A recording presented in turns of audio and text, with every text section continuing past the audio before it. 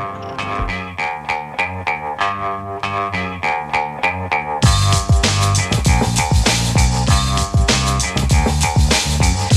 the Brian Lehrer Show on WNYC. I'm Bridget Bergen, filling in for Brian today.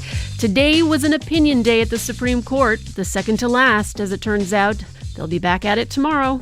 But today they released 4 opinions, some surprising, some expected, and we're going to focus on 3 of them now with Emily Bazelon, staff writer for the New York Times Magazine and a co-host of Slate's Political Gabfest podcast. She's also a senior research scholar in law at Yale Law School and the author of Charged, the new movement to transform American prosecution and end mass incarceration.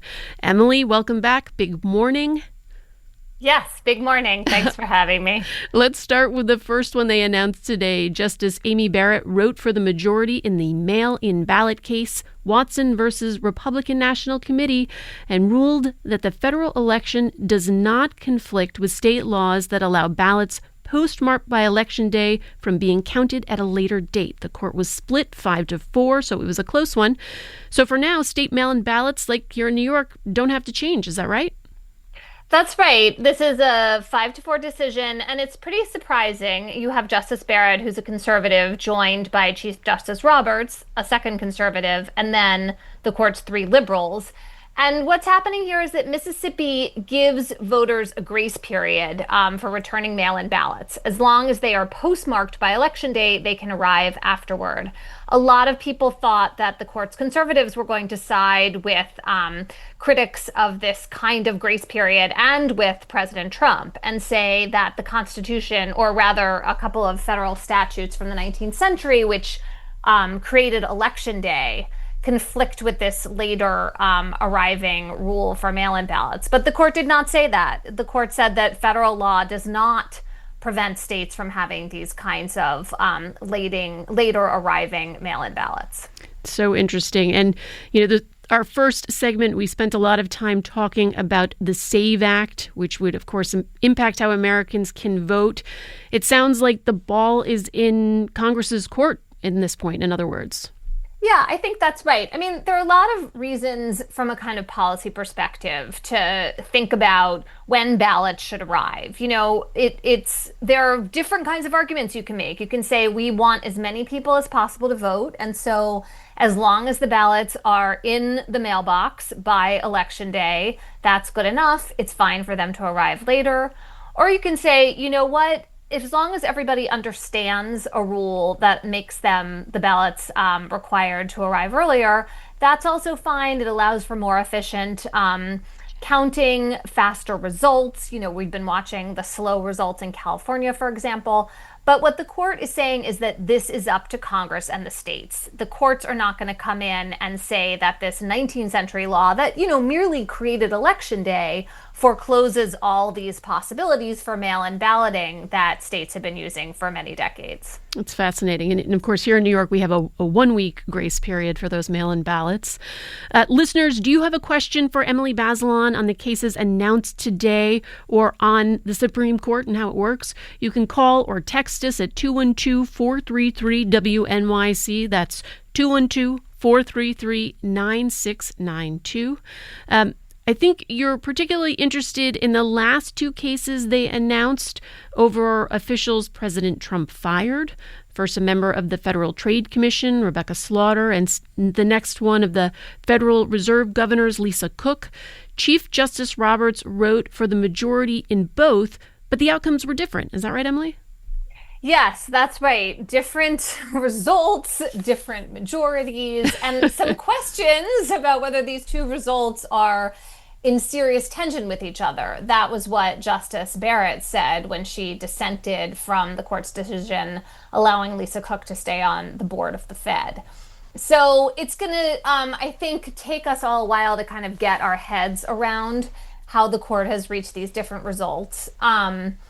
In the case of the FTC, where President Trump and other presidents now have the power to fire agency commissioners, the court has embraced a, very muscular theory of executive power.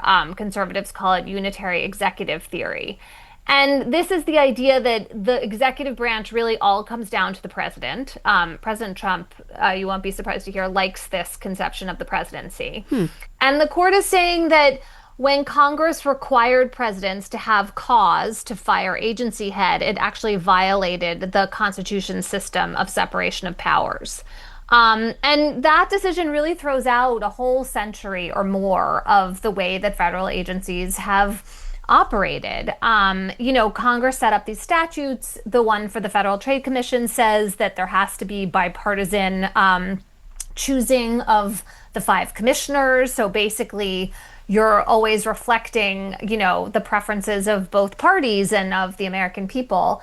And the court is saying, no, that is too independent, too insulated from politics, and not what the constitutional design provided for. So that is going to be a real sea change in the law and the whole tenor of how agencies operate in Washington. And we're not just talking about the FTC. There are a lot of agencies that have these multi-member commissions at their heads that are now going to really change.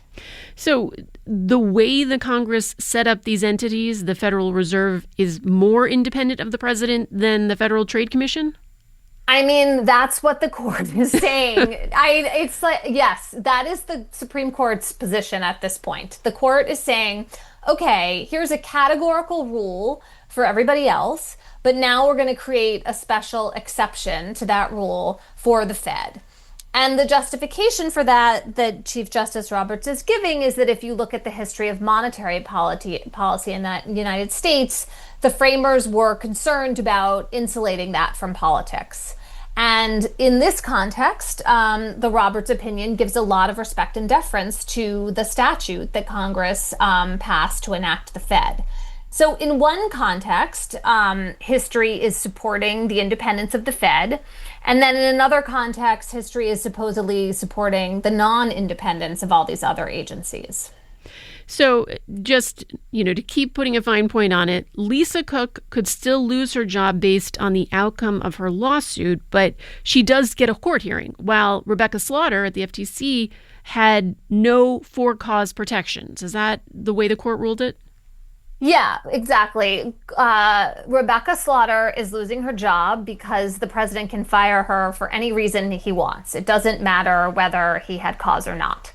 Lisa Cook is at a more preliminary stage of her suit challenging her firing. President Trump did give supposedly cause for firing her, this pretext about accusations of mortgage fraud against her. But he never gave her any due process. She didn't have notice or a hearing. She didn't have any opportunity to challenge those allegations, which have also never been proven in a court anywhere. So in the context of this initial challenge Cook is bringing, she can stay on in the meantime, and she can keep challenging the firing in her case. And then the court is also offering this whole set of views on the independence of the Federal Reserve, which are going to help her a lot in her future litigation. Interesting.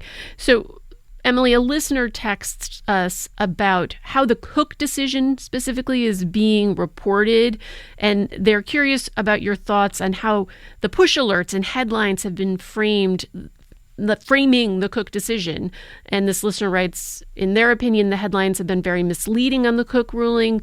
Cook can keep her job only for now because of a process error. They did not rule Trump cannot get rid of her. What's your reaction to that? I mean, it's so hard, these initial push alerts and efforts to capture in a quick, accurate headline a complicated decision. I don't have to do that. That's not my job. And I always pity the reporters who have that job because it's really easy to screw it up. But I think the bottom line here, the thing to remember is that Lisa Cook, for now, is staying on the board of the Fed.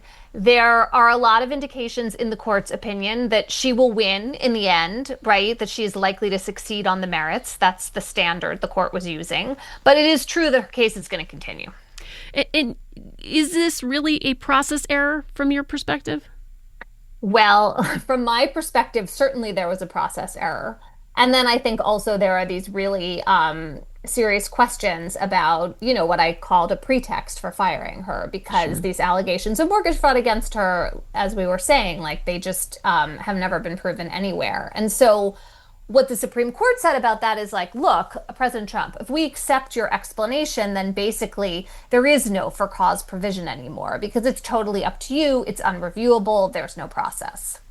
And just going back to Slaughter briefly, does the outcome in that case impact a lot of executive branch appointees? Yes, it does, because there are a whole bunch of agencies that have a similar structure. So the Security and Exchange Commission, the Federal Communications Commission, the Merit System Protection Board, which protects or has protected in the past federal employees for being fired without cause. I could go on. There are a whole bunch of agencies that look the same. And now every time a president comes into office, he or she can fire all the agency heads without cause and replace them. And what's really dramatic about that is that it just flies in the face of the statute that in the FTC's case, this is a 1914 statute. But for all of these agencies, Congress set up a structure that was deliberately bipartisan. So in the FTC's case, the law stipulates that no more than 3 of the 5 commissioners can come from one political party. And that, again, is part of this idea that we want agencies to reflect this broader conception of American views and American politics. And now it's going to be much easier for presidents to transform these agencies into more partisan tools. The argument in favor of doing that is like, look, you're the president, you get to make policy.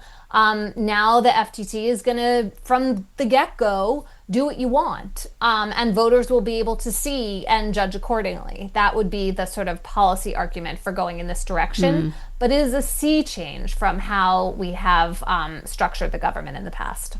So, Emily, there are 4 more cases pending for tomorrow, including birthright citizenship, 2 cases pertaining to transgender athletes, and 1 on campaign finance.